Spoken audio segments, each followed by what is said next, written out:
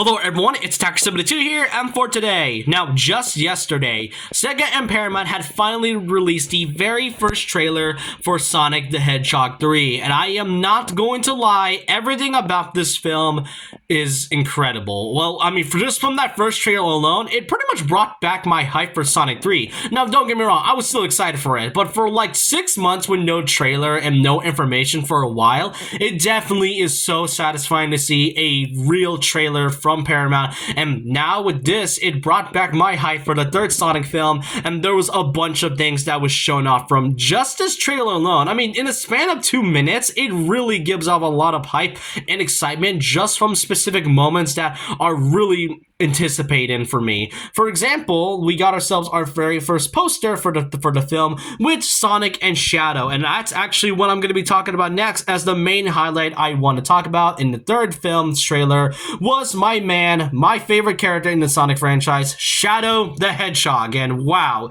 does he look really great in this film. I'm not gonna lie, it is a huge improvement from his first model back in 2022.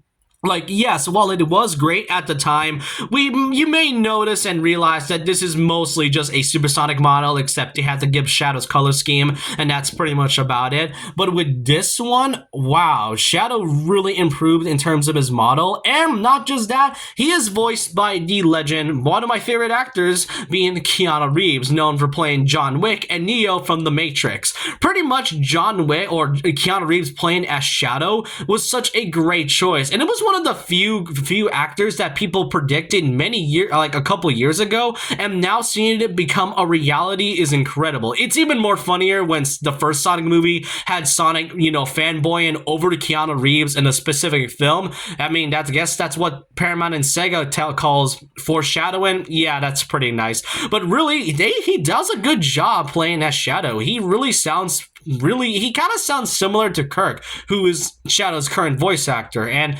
what I really like about what we've seen from his trailers so far, Shadow does not feel edgy. Like, throughout the past few years, Shadow the Hedgehog has usually been shown as the edgy hedgehog and not exactly much of a character anymore after the 2010s. But now with this, they kind of kept a bit of his backstory, and he isn't overly edgy, but it isn't overdone in terms of his dark personality. And I'm not gonna lie, there were so many shots from this film, from this trailer, that it really looks like it's a different movie all entirely. Like, this specific shot, Shadow on his motorcycle doing the Akira slide, is already iconic enough as it is, and the movie's not even out. That's how great this whole thing is. And the fact that they decided to give Shadow his own bike, and also some moments in the trailer where Shadow teleports, is incredible. I can't wait to see what Keanu Reeves has in store, and I really cannot wait to see what else the movie has in store. And not just, and what I mentioned about the improvement of the models, that actually is something I want to talk about, because not only was Shadow's character model improved, but the visuals and the cinematography also was improved as well.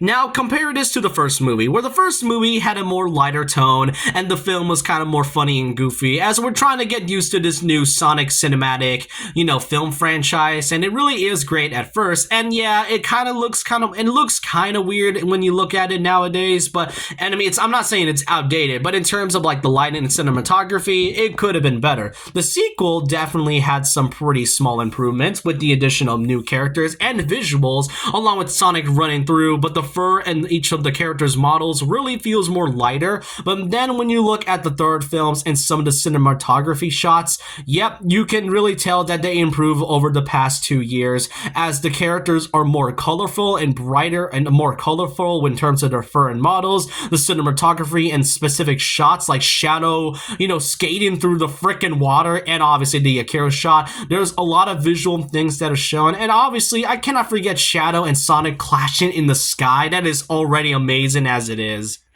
So yeah, really great improvement throughout the past few years. It kind of makes you forget that the first Sonic movie came out in 2020 and we're already at the third movie 4 years later. Now, aside from Shadow now being in this film with the voice of Keanu Reeves, we also got the return of Jim Carrey as Dr. Robotnik, who is now more fatter in this film, though for some reason when he suits up, he doesn't look fat anymore. I mean, you can kind of see that he's kind of fat in this one, but it's barely noticeable. I'm not gonna lie, seeing Jim Carrey in this this film makes me happy again. Many people thought that he was going to retire, but if I recall correctly, Jim Carrey stated that he would return for this third movie as long as the script is incredible. And just from this trailer alone, yeah, I can tell there's something incredible about this script if Jim Carrey wants to come back in this one. Obviously, he definitely let himself go after the second film, and he does, shave his head and whatnot. So yeah, it is great to see Jim Carrey again in this. However, the biggest and most one of the biggest surprises of all is a character that we never thought we would see.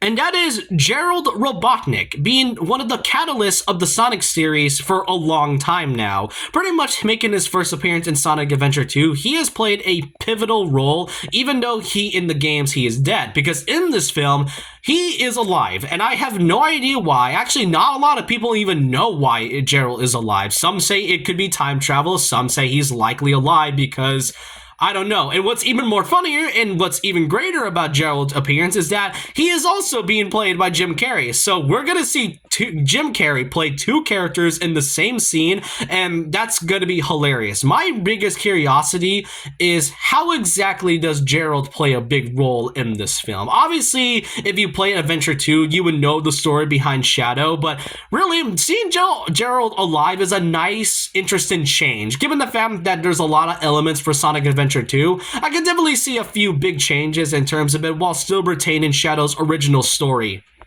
Speaking of Shadow's original story, we also got a brief look at Shadow's past along with our very first look at Alia Brown's Maria Robotnik, which, yeah, you can definitely tell that character is going to die just from the character's name alone. But really, this, if anything, despite how funny the memes are when it comes to Maria, it is going to be a pretty hard-hitting scene when we get to see Shadow's story get adapted eventually. And just from the shot alone, and especially another shot that I won't show. I mean, I already said that Maria is going to die, but it's going to be pivotal to Shadow's role. My only question is how exactly are they going to adapt it? Are they going to make the scene and the backstory of Shadow great, or are they probably going to fumble it? But knowing the past two films, I won't be too worried about this.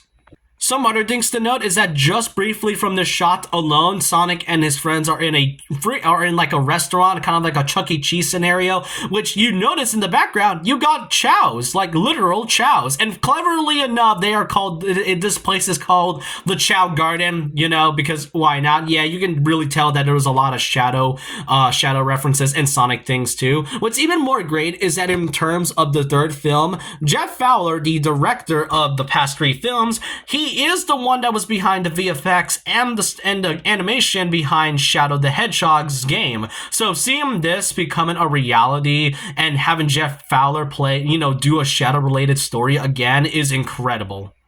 Another shot that I feel like that a lot of people have noticed is regarding about Tom, aka Donut Lord. Donut Lord, or Tom, in this particular scene, he is shouting Sonic's name, and some are speculating that this could likely be a scene where Tom will likely die. It doesn't exactly help where Sonic asks Shadow of what he did, and then Shadow said he did what he did. So does that mean Tom is going to die? You know what? I mean, look, if anything, this movie is gonna likely have some dark themes in this one. It's likely going to be more of a mature theme than the goofy nature that we had from the past two films. And while the third film has a bit more goofy jokes in this one, it feels a bit more of a mature and light and more dark themed story because of Shadow's inclusion. And Tom dying, I'm not sure if that's going to be the case. The only thing is that, I mean, yeah, there is a likely chance where if Tom dies, then Sonic would feel what Shadow feels about losing Maria.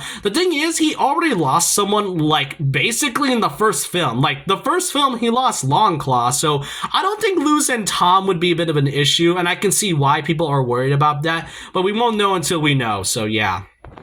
First thing that we also notice is that from the official Disgusting Film Twitter, we also get to see Kristen Ritter, who would be shown here, who would be appearing in the third Sonic film. When the cast was shown, all we know was the main three, being Ben Schwartz, Idris Elba, Colleen, the actor James Marsden, and Keanu Reeves as Shadow. But we didn't really know about the other characters who would be playing from the new actors. Kristen Ritter right here is playing a gun agent, which, okay, that is cool, and I can see some people being a bit disappointed that she isn't going to be voicing characters like Rouge or Amy, and that's actually another highlight. There were some complaints I saw from the trailer, from the reactions regarding about the trailer, of the lack of Amy and Rouge the Bat. And the thing about these two characters as to why people were expecting them was because, well, Amy Rose and Rouge had played a big role in Sonic Adventure 2. Rouge was part of Team Dark, so you can kind of tell she has a connection with Shadow, and Amy is sort of, if not one of the main reasons as to why Shadow became a good character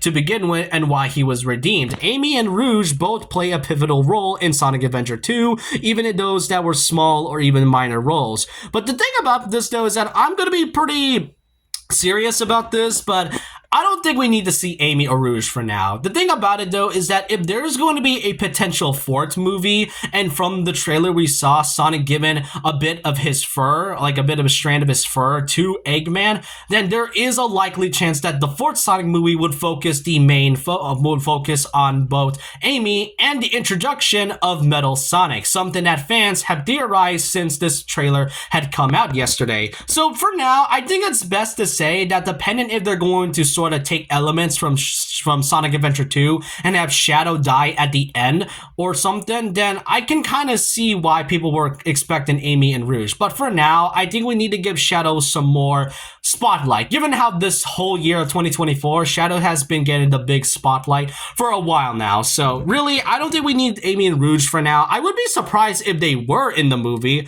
but let's be honest, it's time for Shadow to shine. But that's all I could really say regarding about this third film. I am really excited for it. I really am excited for it. And it's so surreal to me and a lot of people that we thought that the first Sonic movie, which had this monstrosity, we thought this film was going to flop because of it. But because of Paramount and Sega listening, we are now here what we are now, because we now got Shadow in this one. We got the introduction of Tails and Knuckles, some great cinematography and fights, and some good visual improvement, and it's all because of a redesign. Like, how can you compare this to 2020 and then now? Like, show this to someone in 2019 that there was going to be a third Sonic film with the addition of Shadow the Hedgehog, and, before that we had Tails and Knuckles. Show them and they would not believe you. But overall, those are all my thoughts and how I feel about the third Sonic film's trailer, and it makes me more excited to see this film coming out.